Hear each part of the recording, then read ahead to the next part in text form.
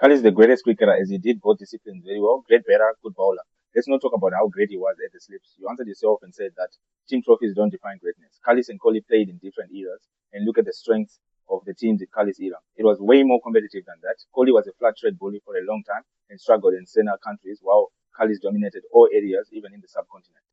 First of all, that's exactly what I'm saying. He's the greatest all-round of all time. But when someone says the competition was tougher back then, are we seriously saying that now? We are talking about a game that has evolved massively. The depth of cricket today is incredibly more demanding and advanced. Some countries can genuinely put together two or even three strong international caliber teams. I mean, the overall standard, fitness, preparation, and quality of bowling attacks have changed dramatically. You also mentioned slip catches. So are we now shifting the conversation to greatest slip field of all time?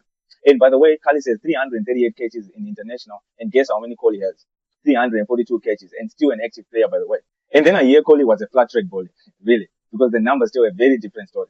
Kohli averages 58 plus in Africa, over 42 runs in the Americas, 57 plus in Asia, 39 plus in Europe, and 49 plus in Oceania. And if I'm not mistaken, he has also scored hundreds across every continent. The point is, this isn't a guy who only dominated in familiar conditions. He consistently performed away from home in completely different conditions, against different bowling attacks and across different continents.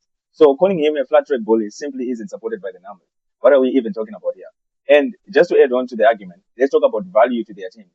Across ICC tournament, Kohli has 71 Player of the Match awards compared to 57 for Jacques Kallis. So if we're arguing that Kallis was significantly more valuable to his team, then I have to ask, where is that reflected when it comes to delivering match-winning performances on the biggest stage? And then look specifically at the ODI World Cup. Kallis 1 century, 0 fifers. Kohli 5 centuries.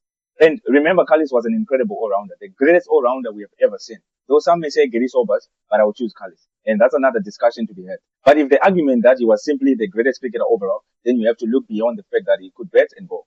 You have to look at dominance, match-winning impact, performances under pressure, performances around the world, major tournaments, records, and how often you were the difference between winning and losing.